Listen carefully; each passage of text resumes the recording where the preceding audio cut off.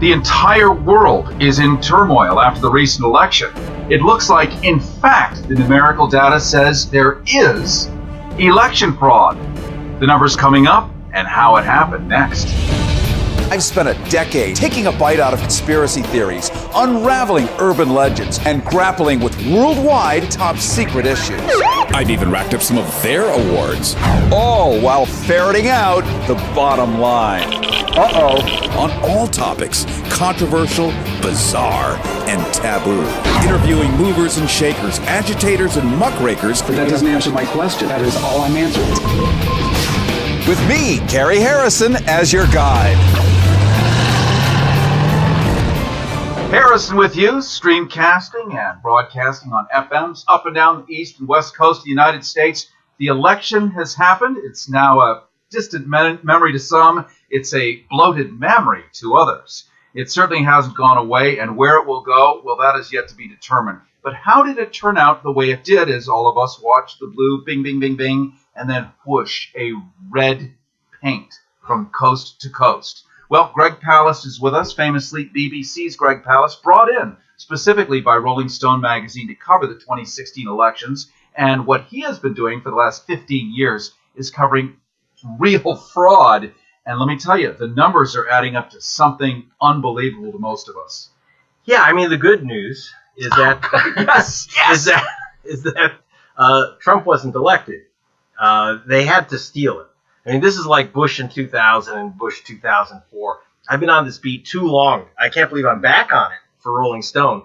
And, in 2000, I uncovered how W became president because because Katherine Harris and Jeb Bush, W's brother, eliminated tens of thousands of black guys from the voter rolls, calling them felons, and their only crime was voting while black. That was how he ended up with the dreaded BWB. Right. So, yes. Yeah, exactly. So then...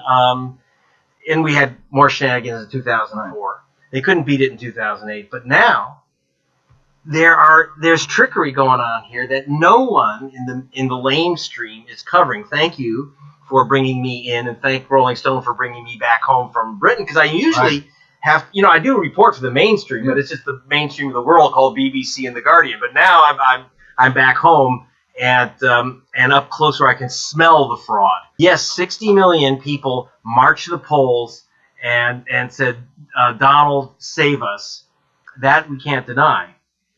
That stain will not wash away. But what is true is that more people, and not just the popular vote, but in those swing states that supposedly gave the Donald his 270 electoral votes, not so. It's a big fib. One of the things we're looking at, and let's take a look at California. We are, almost 38 million people, bigger than Canada now. Too bad. Yeah, right, a third of the size of Europe. And here, we, in our primary elections, lost 2.5 million votes? We're never counted. Never counted. The point of my bringing that up is we had, just within recent memory, this massive volume of votes disappeared. Right. I used to teach statistics at Indiana University of all things, and I can tell you right now, there aren't enough white guys to elect Donald Trump or a Republican Congress in a presidential year. Can't happen. Right. So you have to get rid of the unwhite guys. Reduce the non-whites. And this started, interestingly enough, in 2013. Yes. According to your film and according to your BBC research, according to your Rolling Stone article, back in 2013, Trump and his cronies were purchasing, shall we say, funding, fueling, backing a big organization called Crosscheck. Here's how it really works. It's about removing the non-white voters from the voter rolls before they even have a chance to vote. That's the main cause of fixed elections. So we saw in North Carolina this time, like over 6,000 people of color, poof, gone. Yeah, that's called caging. It's against the law. I know, in fact, in my film, I have the guy who did it. He confesses to me on camera. This is the guy. His name is Colonel Jay DeLance. Everyone in the South is a colonel. White, if they're white. Well, yes. So the colonel, like Colonel Sanders. Right. Except this guy is not deep fried. He's for real. And the thing is, he would send out, caging is when you send out thousands of letters to black folk, and you write, do not forward. When the letters come back because they're not delivered for whatever reason, often urban, people have moved within a town or whatever. They're still legal voters, but they say these are illegal ghost voters. They don't exist, and they challenge their vote. 2013 is important too, because that is the year that the U.S. Supreme Court cut the heart out of the Voting Rights Act. That was the 1965 act that Martin Luther King won, which said black people and any voter of color has a right to vote as much as a white person. It took till 1965.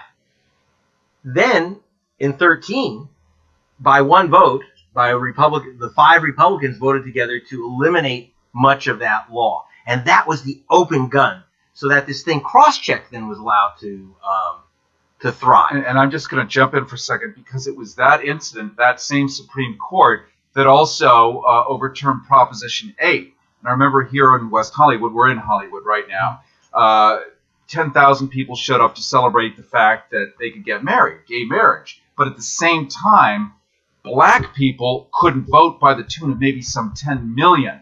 So I was asking, would you swap your wedding dress so a black person could vote? But nobody was prepared to actually wrap their head around, we get to do this, but all of these people are now vanished. The Democratic Party, where one would reliably predict that most gay people might vote Democratic, one might reliably predict that most people of color might vote Democratic. You've created a civil war within that party before the candidate for president, let's just call it Hillary Clinton, has announced. This is a very, speaking of cynical, what a beautiful political plan, if that were a plan.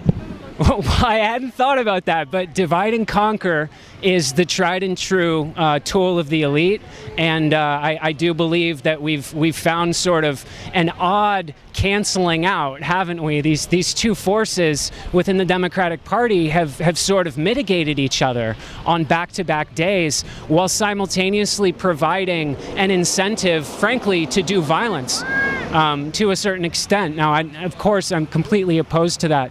But it's really troubling. Well, here's the problem, is that once you eliminate the black vote, once you eliminate student votes and progressive votes, everything goes now. We're going to have a 20-year reversal. So what happened with this cross-check business, once the Voting Rights Act was out of the way, this guy, Chris Kobach, who's now on the transition team, likely Homeland Security chief. Transitioning into a male or a female? He's transitioning. One never knows nowadays. Into one of Donald Duckling. These are criminals. You vote twice, you go to the can for 5 years. So when I asked the Republican state voting officials to give me those lists, who are these terrible people voting twice, they wouldn't give it to me. But I got them anyway, because I see the hat, I'm an investigative reporter. And actually, now they should arrest them because of felony crime, but they don't. Why? Because who's on the list? People like James Brown, David Lee, Jorge Rodriguez. You say, well, that's just common names, not for Republicans. Right. And so what happens is that, so for example, they have 288 guys named James Brown in Georgia. And they say those 288 guys voted in another state. How do they know that? Because they found guys named James Brown. Now they said, not hard to do. James Brown Jr. is supposed to be the same voter as James Brown Sr. So they just take away their votes. And now here's the trick. They don't even tell you you've been removed from the voter rolls because you supposedly voted in another state. They don't tell you. Your name's either missing, poof, or they mark an I next to your name, which means inactive. People didn't know what that means. They go, inactive? I've been voting at this place for 10 years. I've never. What do you mean I'm inactive? The number of people who lost their vote by cross-check, they're overwhelmingly minority, and it swamped his win in Michigan. Same thing in Arizona. Supposedly, the Donald won Arizona by 85,000 votes. This is a state with a massive minority population. North Carolina. 177,000, and the cross-check purged over 500,000, 589,393. And just to reset, cross-check is a company that Donald Trump, since 2013, and others have been running money through. A lot of these GOP guys. These rich guys. And it's run by this guy, Chris Kobach, who is the guy that wrote the Driving While Brown Law, SB 1070. This is the guy that told... Famously in Arizona. Yeah, this is the guy who told Donald Trump to build a wall and make Mexico pay for it. And by the way, he's going to be in charge of immigration now under the president. But in order to get to that job, he had to steal enough votes to make the Donald president. Thank you so much, Greg, for coming on today. Thank you for bringing forth the light, for revealing these extraordinary monkey shines. The grimness. You can go online. You can find the best democracy money can buy. You can Google it, and gregpalast.com, gregpalast.com is probably the best go-to place to find everything you need to know about this right now. So thank you, my friend. Okay. Happy inauguration.